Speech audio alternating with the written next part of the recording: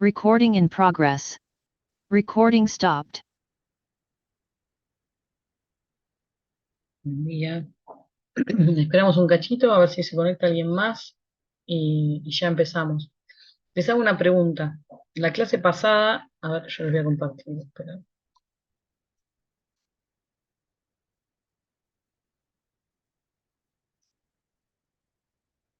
Terminamos todo el equipamiento, ¿no? O yo me acuerdo mal.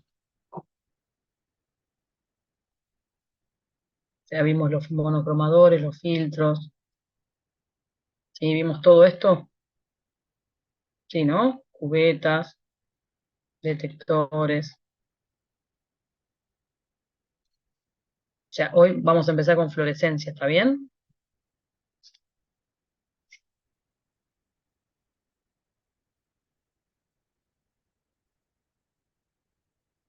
Genial.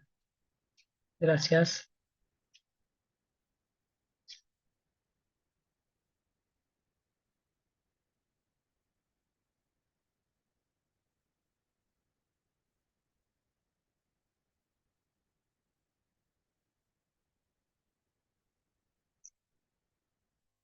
Bueno, ahí esperamos un cachitín que...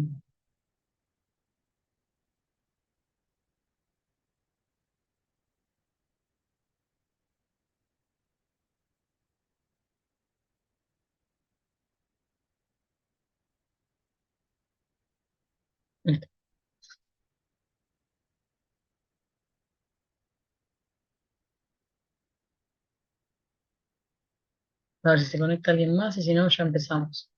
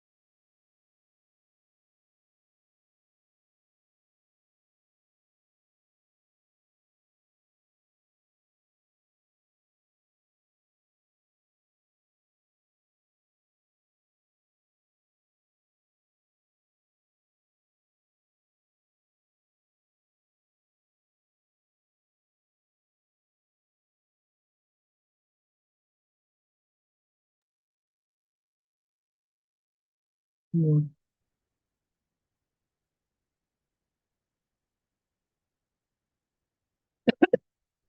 Bueno, entonces hoy vamos a empezar a ver las espectroscopías de fluorescencia, en particular la fluorescencia molecular, ¿sí? O sea que siempre vamos a estar hablando de moléculas, ¿sí? La fluorescencia se da y se llama de distintas maneras según el modo en el que es excitado los electrones de una molécula y cuando vuelven al estado fundamental lo hacen emitiendo radiación de fluorescencia, ¿sí? Esa forma de emisión de radiación, ¿sí? Va a estar dada por la sustancia que estemos estudiando y por el estado electrónico que esté en el estado excitado.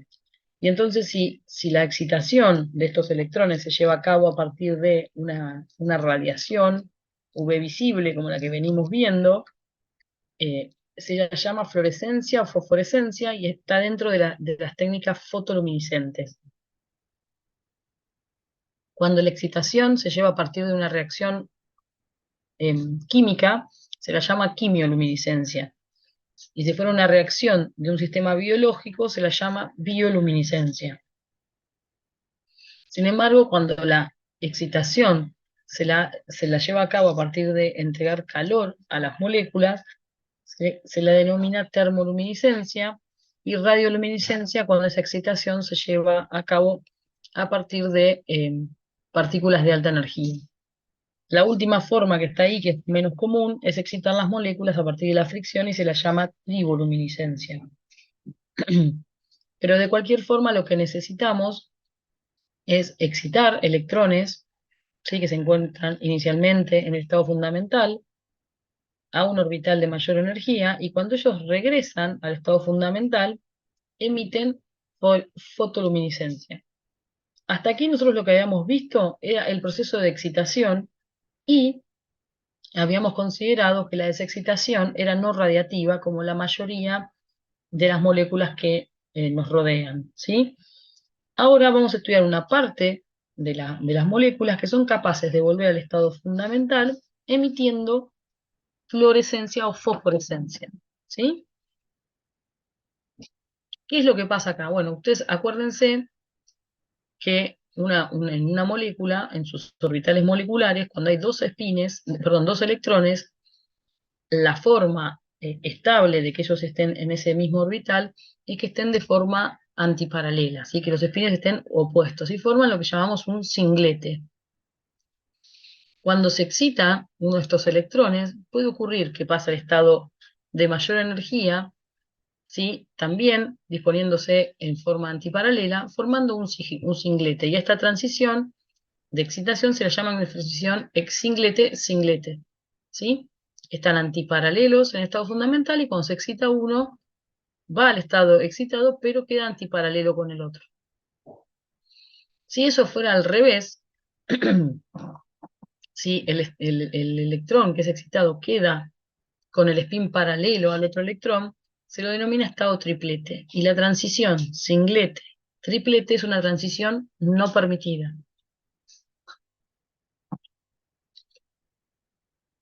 Y entonces se dividen estos dos grandes grupos de fotoluminiscencias, la fluorescencia por un lado y la fosforescencia por el otro. La fluorescencia ocurre cuando yo excito los electrones de un estado singlete a otro estado singlete, ¿sí? Y regresa al estado fundamental singlete, emitiendo radiación. Esa transición singlete es una transición permitida, ¿sí? Y provoca lo que llamamos fluorescencia, como son estados permitidos, el regreso al estado fundamental es muy rápido, ¿sí? Y entonces el tiempo de vida, digamos, en ese estado excitado es de más o menos de 10 nanosegundos. En cambio, la fosforescencia es a partir de tener los electrones en un estado excitado, pero en un estado triplete. O sea, el estado excitado es triplete. Sí, después vamos a ver cómo ocurre. Yo dije, no es permitido ir de singlete a triplete, pero hay una forma de que sí terminemos teniendo un estado excitado triplete. ¿Qué quiere decir esto? Que tengo el electrón del estado excitado paralelo, en términos del spin, al del estado fundamental. O sea que terminamos teniendo una transición prohibida. Cuando regresa al estado fundamental, como tiene que hacer esa inversión del spin para que sea estable el sistema, eso demora mucho más tiempo, del orden de los segundos, y ocurre la fosforescencia. Y entonces Jablonski diseñó un diagrama donde nos permite ver un poco cómo ocurren todas estas transiciones, desde que las moléculas son excitadas por radiación UV visible hasta que se desexcitan produciendo fluorescencia o fosforescencia.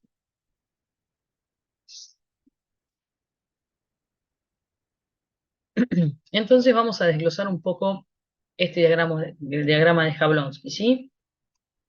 ¿Cómo es esto? Bueno, primero que nada, nosotros tenemos electrones en el estado fundamental, ¿sí? De una molécula. Entregamos radiación UV visible y excitamos esos electrones a un estado excitado cualquiera, al estado S2 o al estado S1, cualquiera de los dos, y a cualquiera de esos estados vibracionales, ¿sí? O electrónicos. ¿Está bien? Así excitamos los electrones, de un singlete a otro singlete, ¿sí? No podemos excitar nuestros electrones a un estado triplete. Una vez que están en estado excitado, pueden ocurrir un montón de procesos para volver al estado fundamental. Lo más común que ocurre es lo que se llama relajación vibracional entre los estados vibracionales, es decir, va relajándose en energía hasta llegar al estado electrónico del estado excitado. Todo este proceso es no radiativo, es decir, no emite luz, sino que transforma esa energía adquirida en calor imperceptible. ¿Sí? Acá también hay relajación vibracional. relajación vibracional, acá también hay relajación vibracional. Puede ocurrir que, por ejemplo, un electrón llegó a este estado vibracional del estado excitado S2, que fíjense en energía coincide con este estado vibracional del S1. Puede ocurrir lo que se llama conversión interna, y quiere decir que un electrón de acá se pasa a ese orbital. ¿Por qué? Porque la energía que tienen esos dos orbitales es similar. Eso se llama conversión interna, o sea, convierte la energía entre moléculas de manera de pasar a un estado electrónico similar, pero en estado S1. Luego que ocurre esto, va a ocurrir la relajación vibracional y siempre van a llegar, fíjense que siempre esos electrones llegan al estado electrónico excitado, a este que está en verde, sea S2 o sea S1. ¿Sí? Lo más común que pasa es que haya una conversión interna, llega a este S1 y desde allí lo que de ordinario ocurre es que a partir de una conversión interna o conversión externa se relaje sin emitir radiación. Esta conversión interna ocurre por transferir energía a una molécula propia del analito, o sea, a otra molécula de analito, o a moléculas de solvente. ¿Sí? Entonces esa energía se pierde en forma de calor imperceptible. ¿Sí? Puede ser por choques entre sí o por choques con otras, y entonces esto se relaja. ¿Está bien? O sea, no hay fluorescencia ni fosforescencia. Otra forma es que de este estado singlete, del electrónico, vuelva al estado fundamental emitiendo fluorescencia. Fíjense que la transición es singlete, singlete de ida, singlete, singlete de vuelta. ¿Sí? Y esto es fluorescencia. Y fíjense que este salto energético es muchísimo menor que el que necesité para excitarlo. ¿Sí? Fíjense, un electrón que fue hasta acá, se relajó, pasó al otro sistema, se relajó y emitió fluorescencia, tomó toda esta energía del salto, pero volvió a otra energía muchísimo menor. Lo demás se perdió no radiativamente. Entonces, la fluorescencia se ocurre a mayores longitudes de onda que la excitación. ¿Sí? Fíjense, yo tengo que excitar a mucha energía, menos longitud de onda. ¿Está bien? Poco salto energético, mayor longitud de onda. Entonces, se excita a una mayor longitud de onda que a la que se emite.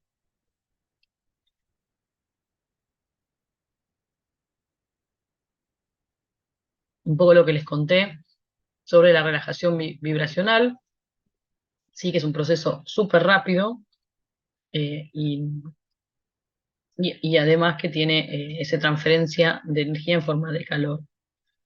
Y la conversión interna o externa, ¿sí? Que va a niveles vibracionales de estados electrónicos excitados hasta el nivel vibracional superior del estado electrónico inferior y no hay emisión de radiación. Entonces, como hay corrimiento de las longitudes de onda de excitación respecto a la de emisión, fíjense, yo excito a una longitud de onda, 250 nanómetros, y mido la emisión a otra longitud de onda. ¿Sí? Porque cuando regresa al estado fundamental, esa luz que sale de esta molécula ocurre con un salto energético menor que el que necesité para excitar. ¿Sí? Acuérdense que, de nuevo, la energía es inversamente proporcional con la longitud de onda. ¿Está bien? Entonces, como el salto de emisión es cortito, mayor longitud de onda. Como la energía que tengo que entregar para excitar es grande, menor longitud de onda. Puede ser cualquiera de los dos máximos, ¿no? ¿Se entiende? Entonces yo excito mi molécula a 250 o a 300. Y mido la fluorescencia a 450.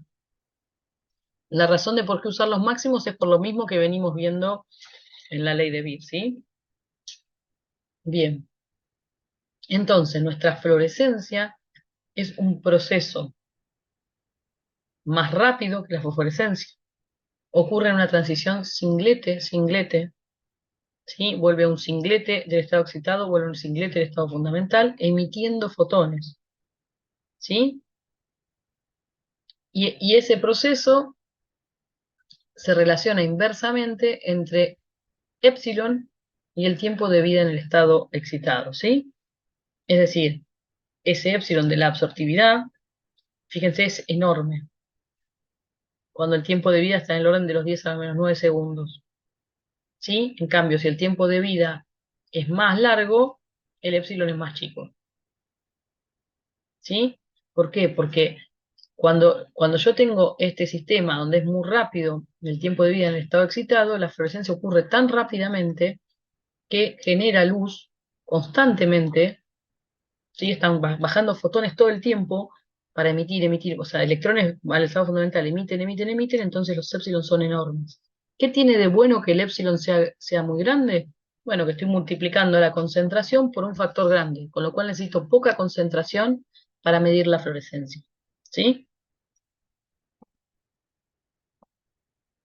Ahora, ¿qué pasa cuando en lugar de ocurrir esta transición singlete-singlete, tenemos nuestro sistema ocupando estados tripletes? ¿Sí? Nosotros dijimos, yo no puedo excitar el triplete, es cierto, pero sí puede ocurrir, esta flecha debería estar acá arriba, perdón, que ocurra un cruce de sistemas. Ah, no, lo que pasa es que acá, esperen, acá falta, fíjense que falta, esta raya es la del electrónico fundamental, y ahora también falta. No sé por qué, está borrada. ¿Está bien?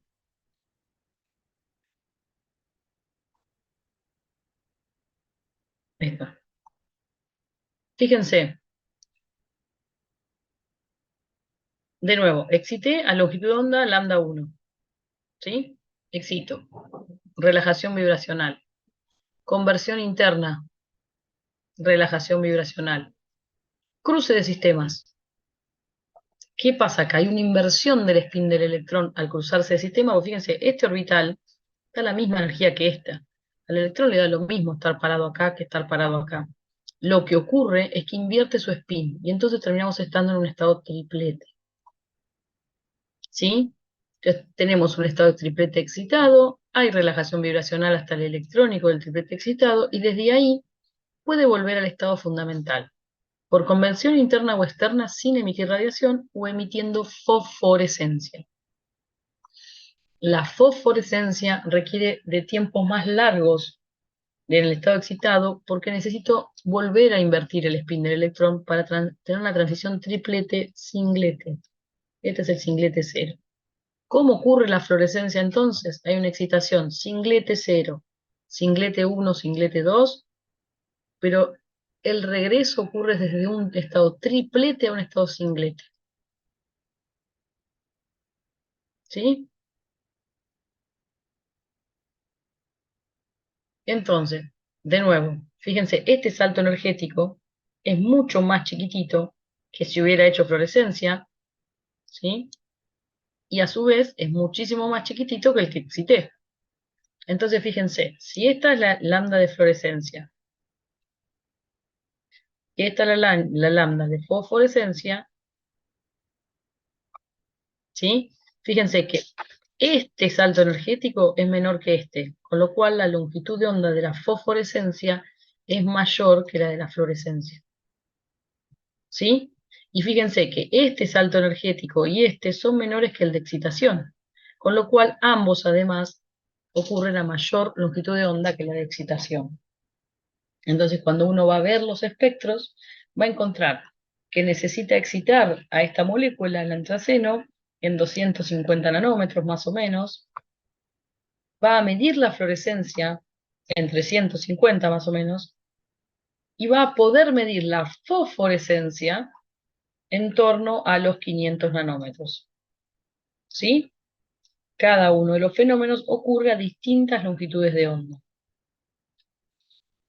¿Cómo es esto? Bueno, para que el diagrama de Jablonski, como lo vimos, completo acá,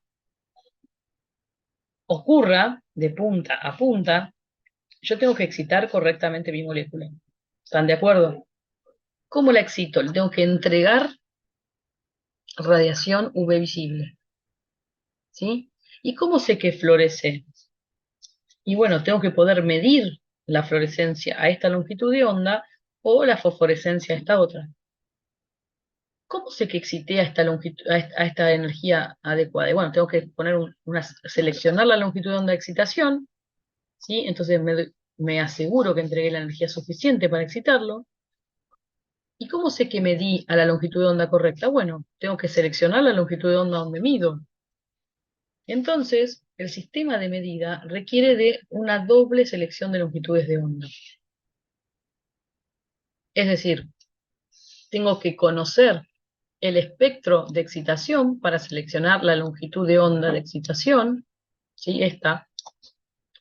Y tengo que conocer el espectro de emisión para seleccionar correctamente la longitud de onda de emisión. ¿Cómo lo logro? Lo logro primero fijando una longitud de onda de emisión. Voy a la bibliografía, busco a dónde emite mi molécula según la bibliografía, fijo eso en mi equipo, ¿sí? Y barro el espectro. Entonces digo, bueno, voy a barrer las longitudes de onda de excitación, ¿no? Excito a 200, 210, 200, ¿sí? Y mido esta longitud de onda. ¿Está bien? Una vez que mido esta longitud de onda, ¿qué voy a obtener? El espectro de excitación, ¿sí? Voy a elegir el máximo de excitación. ¿Por qué? Porque ahí me aseguro que la energía es suficiente para esa transición. Y una vez que elegí este correcto, porque lo medí, ¿qué hago? Voy a variar a qué longitud de onda mido la emisión de fluorescencia. ¿Sí? Entonces digo, bueno, todo se está excitando a la misma longitud de onda. Ahora voy a medir, ¿sí? A dónde tengo que medir de mejor manera, en qué longitud de onda es la mejor manera. Entonces hago el espectro de emisión. Suponemos que el espectro de emisión es así. Entonces digo, bueno, mido acá. Una vez que yo seleccioné correctamente la de excitación y la de emisión, puedo medir cualquier concentración de mi muestra. ¿Sí? ¿Me siguen hasta acá?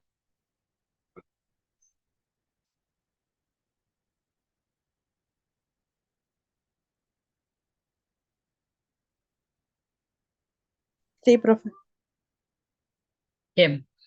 Maiten, sí, fluorescencia entra en el primer parcial. Para. Ah, ¿Para quién me estás preguntando? ¿Para TAI 1 o para TAI plan viejo?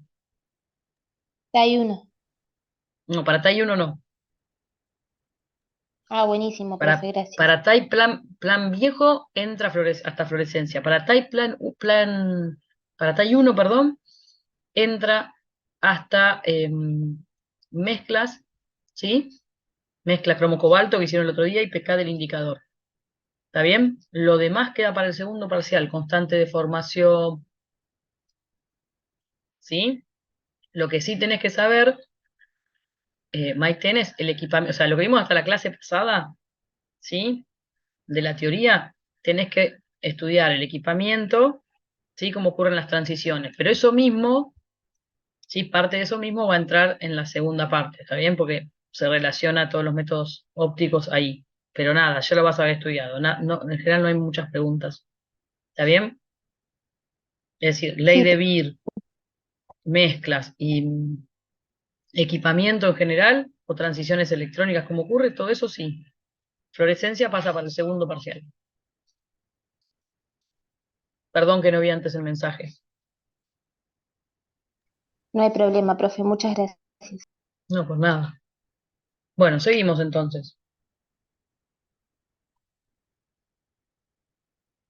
Ahora, la fluorescencia, ustedes lo ven, la mayoría de las cosas no fluorecen, ¿sí? Porque se ve afectada por un montón de factores. Factores que se relacionan con el compuesto que estoy estudiando, factores que se relacionan con el entorno que tiene mi compuesto. Cuando estoy hablando de la sustancia que estoy estudiando, depende de lo que vamos a llamar rendimiento cuántico y de su estructura molecular. Cuando hablamos del entorno que tiene, va a depender del solvente, de la temperatura, del pH y de la presencia de oxígeno. ¿Qué es el rendimiento cuántico? Básicamente el rendimiento cuántico es del número de fotones que emiten fluorescencia, ¿cuántos fueron los fotones que absorbieron radiación? ¿Qué quiere decir esto? De toda la energía que yo entregué, ¿cuánta regresó emitiendo fluorescencia? ¿Sí?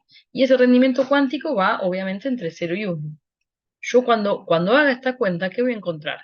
Que yo excité mis electrones, parte volvió como fluorescencia, parte hizo conversión interna, conversión externa, y entonces regresó a estado fundamental no radiactivamente. ¿Sí? ¿Está bien? Entonces hay un montón de procesos que aportan mucho más a que los electrones vuelvan sin emitir fluorescencia que lo hagan. Ese rendimiento cuántico es propio de cada molécula. ¿Sí? Con lo cual, uno que preferiría que fuera uno, todo lo que excite vuelva al estado fundamental emitiendo fluorescencia. Muy raro que una molécula tenga esa capacidad, sí lo pueden hacer los átomos, pero nosotros no vemos fluorescencia atómica. ¿Sí?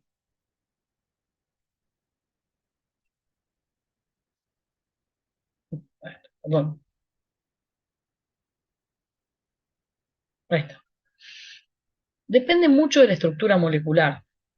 ¿Sí? Fíjense, acá tenemos 6 moléculas que fluorescen, ¿sí? Y fíjense la enormidad de esas estructuras. Cada una lo hace a diferente longitud de onda y por eso los diferentes colores de fluorescencia, ¿sí? Y fíjense que en todos los casos tenemos muchos anillos aromáticos, muchos heteroátomos, muchos dobles enlaces, con lo cual la estructura molecular es lo esencial para que ocurra la fluorescencia. ¿Por qué? Porque la fluorescencia, las mejores transiciones electrónicas están relacionadas con las transiciones pi-pi antienlazante, teniendo el mayor rendimiento cuántico de fluorescencia. ¿Sí?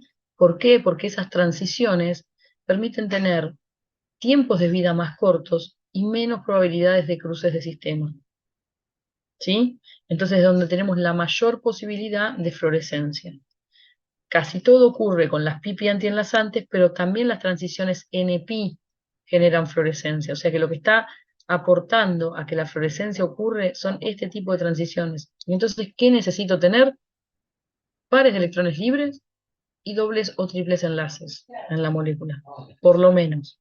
Pero además vamos a ver que para que estas transiciones ocurran, necesitamos tener un muy buen acoplamiento de estos orbitales, pi antienlazante y n-pi. Entonces, ¿qué pasa?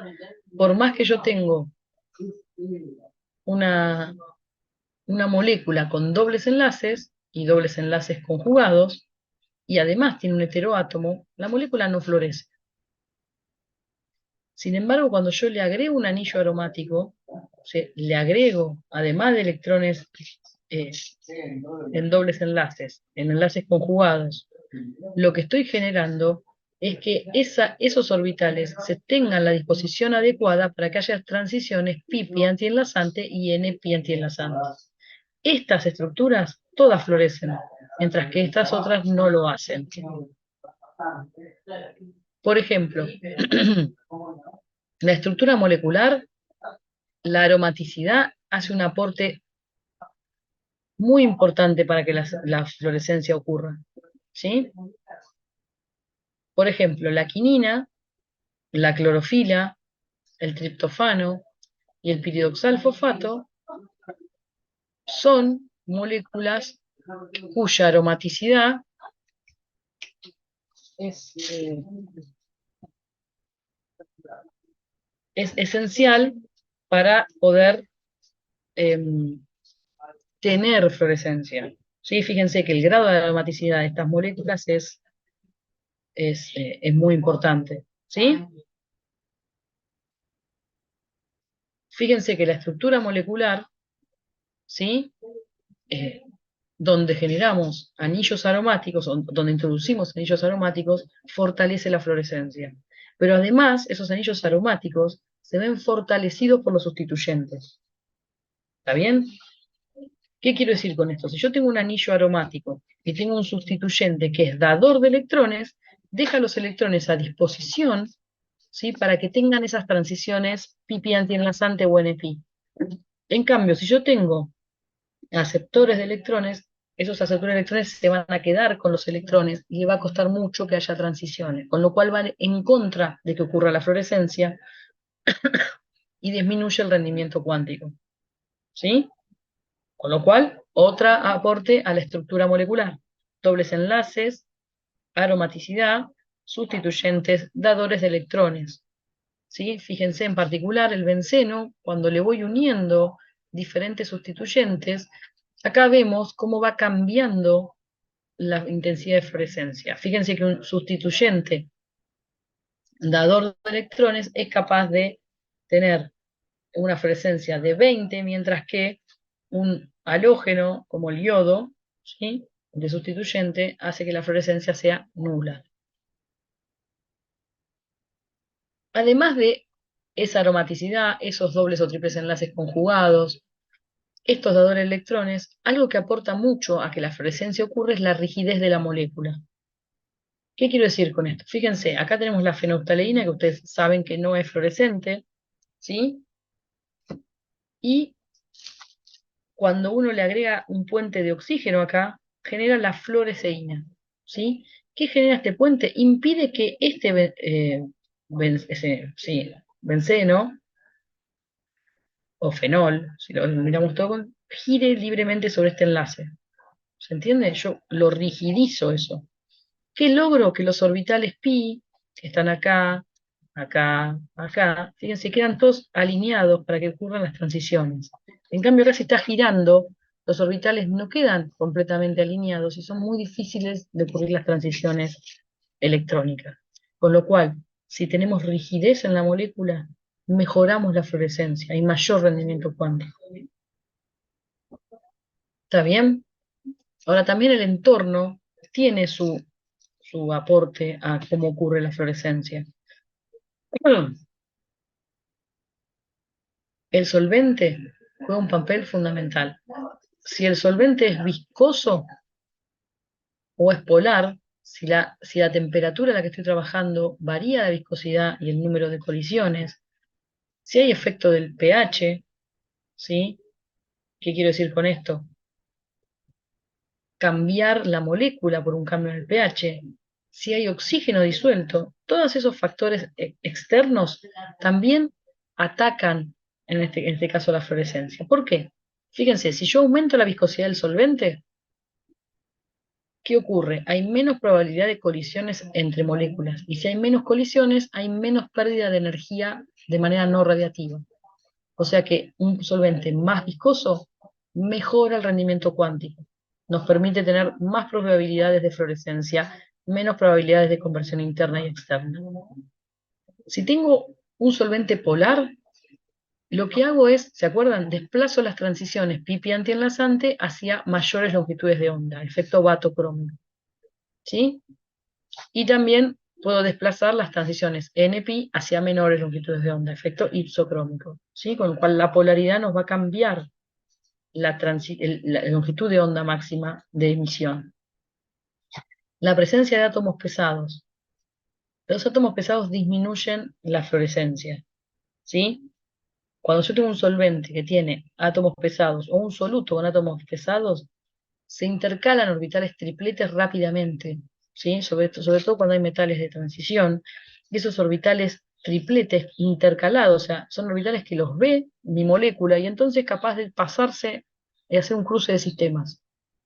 ¿Está bien? Ese cruce de sistemas me desfavorece la fluorescencia.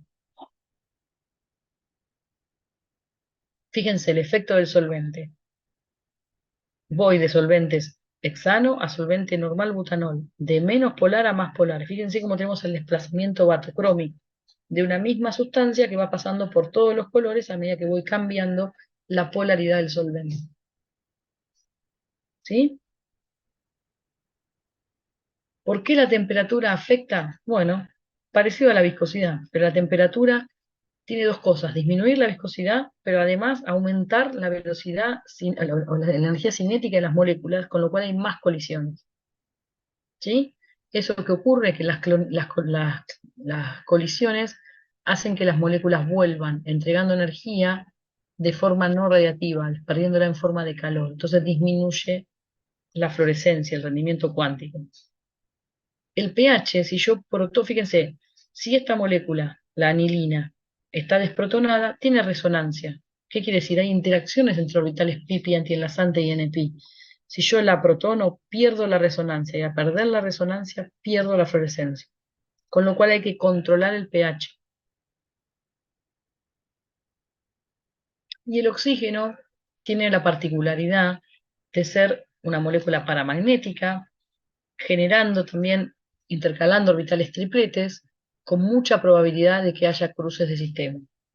Entonces, cuando hay oxígeno disuelto, lo que suele ocurrir es que existe un rápido cruce de sistema y por lo tanto la posibilidad de pérdida de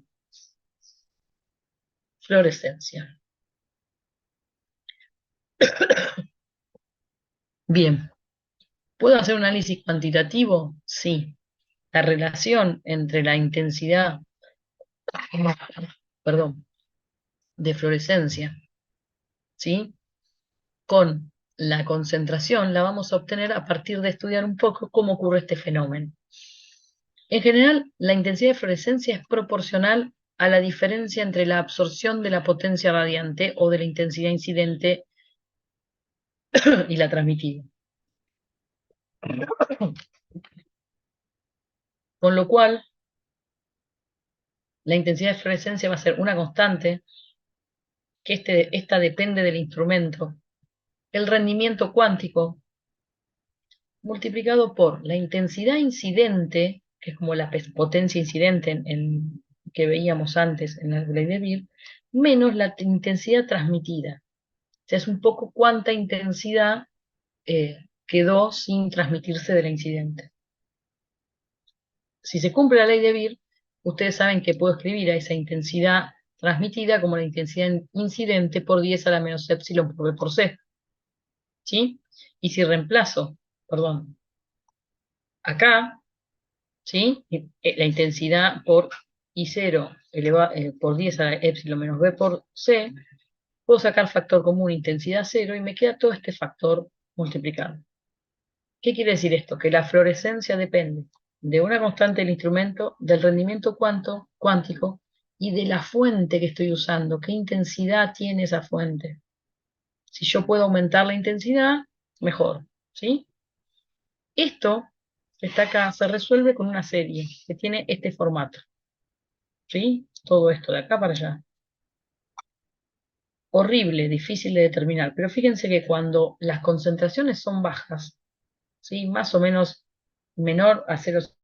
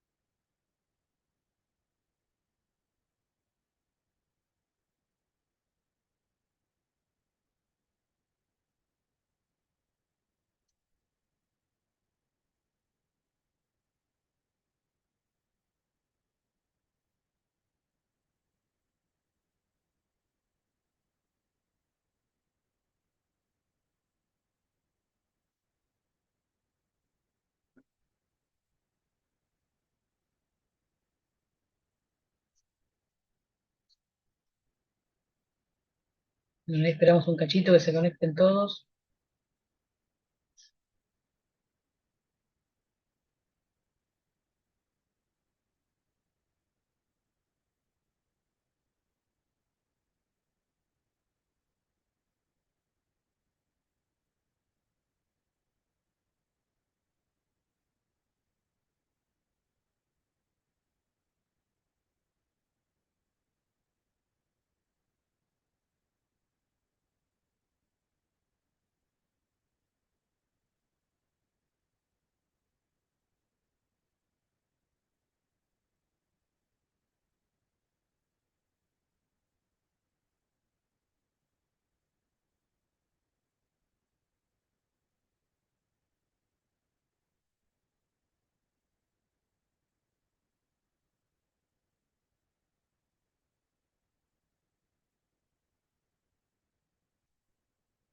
Bien.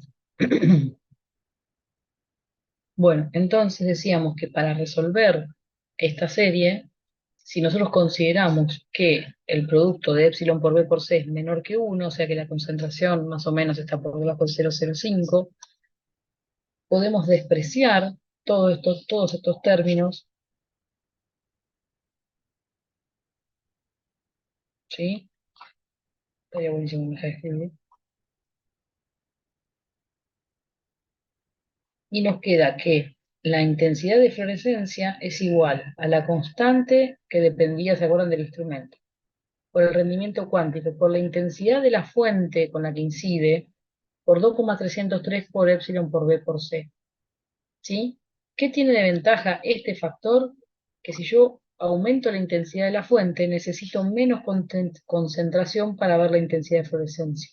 ¿Sí? Por supuesto que esto tiene un límite, pero bueno, es una ventaja respecto a la absorción molecular. ¿Sí? Entonces tengo una relación lineal entre la intensidad de fluorescencia y la concentración, cuya pendiente es todo esto. Entonces puedo graficar fluorescencia en función de la concentración, obtener una recta, ¿sí? Y a partir de patrones fluorescentes y determinar la concentración de una muestra sin problemas.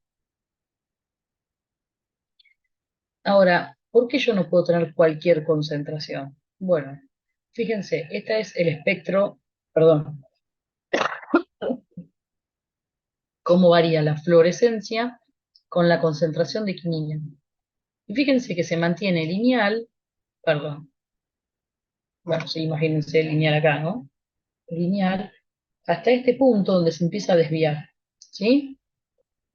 ¿Qué quiere decir esto? A medida que aumento la concentración, se va disminuyendo la fluorescencia. Más aún, si aumento más, lo que encuentro, fíjense, es que disminuye completamente hasta cero. ¿Por qué ocurre esto? Si yo aumento mucho las moléculas, la cantidad de moléculas, empieza a haber mucha conversión interna. Chocan las moléculas entre sí y se pierde la radiación en forma de calor imperceptible, con lo cual pierdo fluorescencia. Entonces tengo que tratar de volver a el rango lineal y considerar el rango útil de concentración para la determinación fluorescente.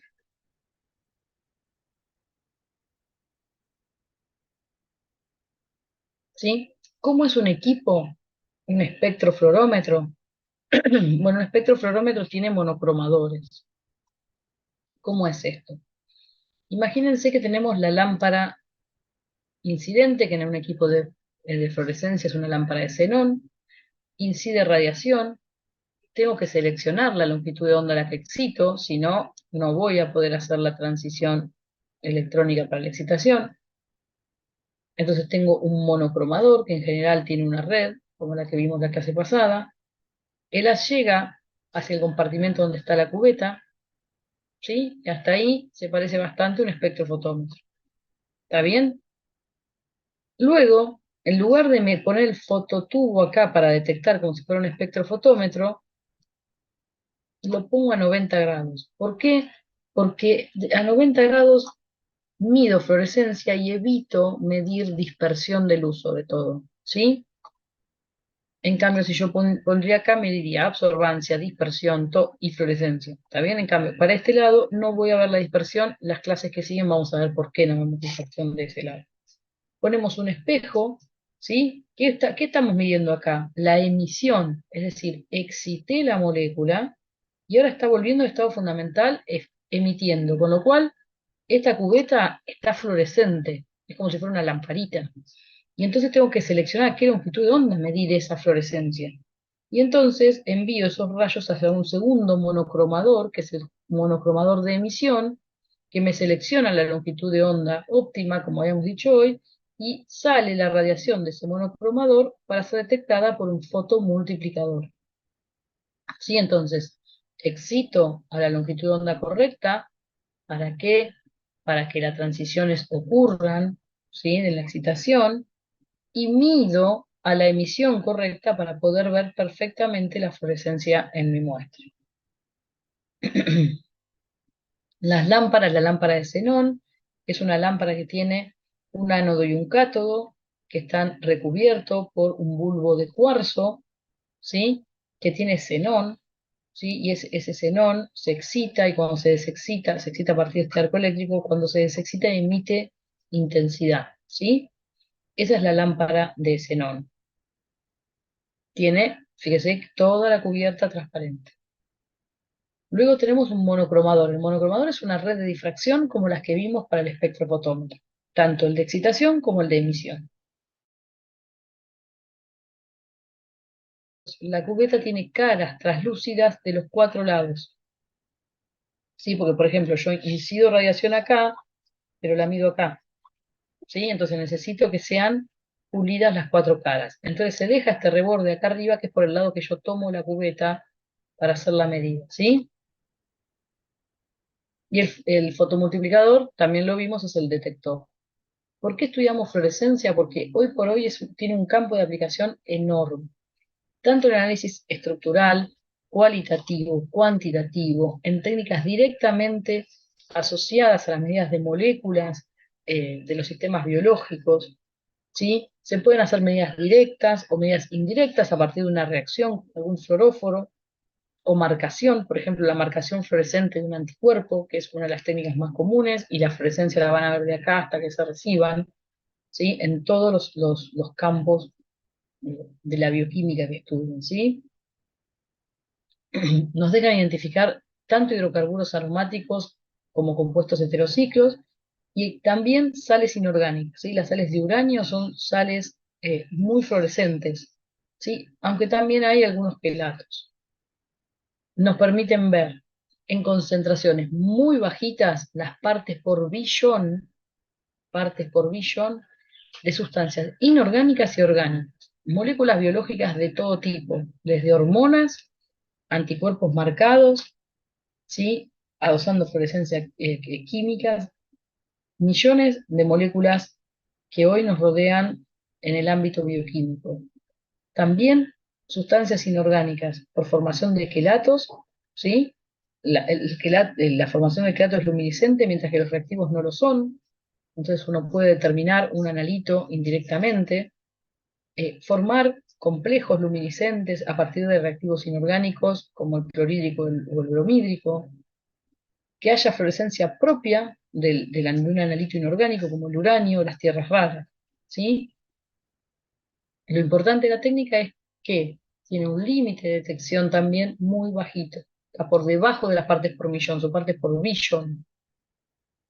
Y además, uno puede hacer desde una volumetría hasta usarlo como un método de detección de un método de separación como son las cromatografías.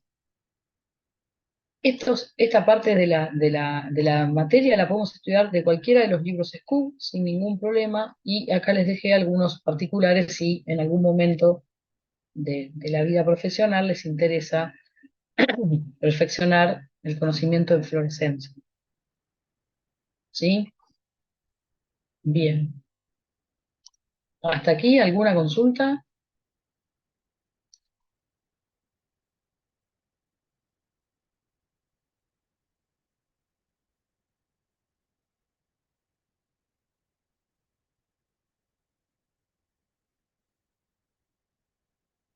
Nada. No, profe. Bueno, escúchenme. Nos queda la semana que viene, la otra es el parcial, ¿sí? El 11. Entonces, vayan buscando consultas, así armamos algo, me van diciendo, nos organizamos para las consultas, ¿sí? Me escriben en el grupo, ¿está bien? Y veo si nos organizamos para hacer consultas.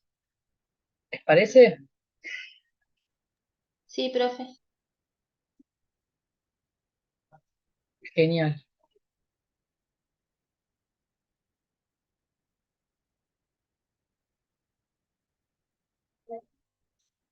Bueno, si no hay ninguna consulta, que pasen un buen fin de semana. Gracias, profe, igualmente.